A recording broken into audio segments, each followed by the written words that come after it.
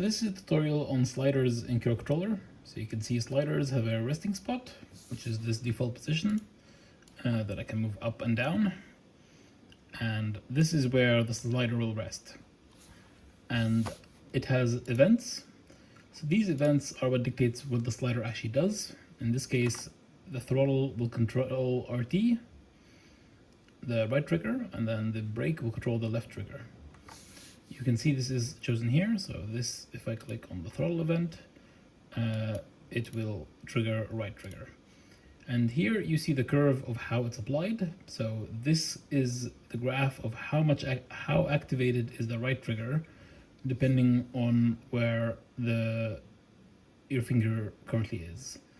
And you can see that the default position now starts in the middle, and this will head to 0 as we get there, whereas the brake is the opposite. So the brake will get activated as we go further down, and that is controlled here. So if I make it this way, now the brake will be activated, will be 0 at the very bottom and more activated towards the top. So we can see here now it's going to be fully active, and as I go down it will be less active. I can also change the default position to be all the way at the bottom, and now it'll get more triggered, and then the throttle will get more triggered, but that's not necessarily what we want. We can separate them, so I can remove this brake event and this vibration event. So this vibration event was just to make me feel where the brake was, but I don't have a brake anymore, so I can remove it. And now this is only a throttle event, and this way, and this way when I move the throttle I have some space here to keep my finger while playing, and I can add a second if I wanted to. So let me just move these buttons out of the way very quickly, and I can add a second slider. In this second slider I can remove the throttle event and make the brake event a lot bigger, and now when there's a brake, but you can see it's activating up to down, but that's not what I want. I want to be able to brake upwards, so I can change this like this, and now you can see that now it's still resting in the middle. So I'm starting with half activation, and I will lower it so it's at the very bottom. So now I'm starting with no activation, and now as I slide my finger upwards you can see that it activates the trigger more and more. And that's how you do triggers. So then you can add buttons also. So for example, if I'm playing Need for Speed or something with nitros, and let's say nitros is the right button, yeah, let's say it's the right button, I can click this button and I can add a button to the slider.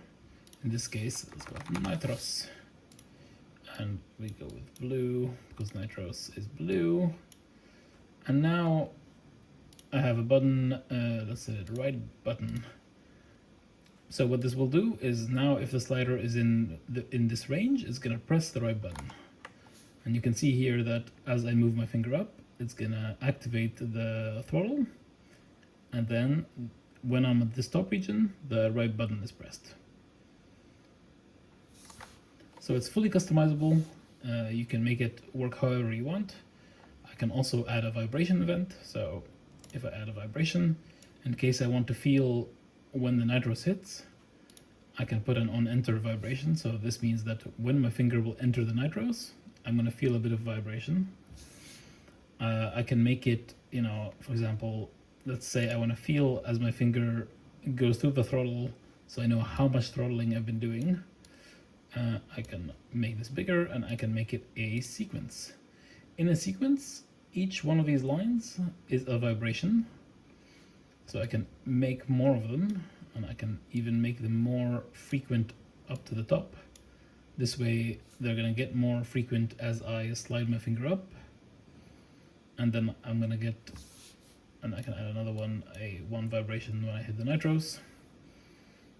And yeah. So you can see here that it's fully customizable. It's up to you to set it up how you would like it. By default, in a lot of games, you're gonna see my default favorite, which is this slider here. So this is what I find comfortable. It doesn't have to be what you use, but I like to set it up so that it rests in the middle. Throttle will bring it up, and brake will bring it down. Depending on the game, you might want to mess with more things. So for example, I can make my brake a bit more non-linear. So I can make it brake slowly and then fast. So it really depends on what you want to do. So right now, halfway through, we're around 20%, and then we quickly go to 100%. It really depends on the game that you're playing. If you have any more questions, either write them in the comments or post them on the Discord, and let me know if you have any suggestions.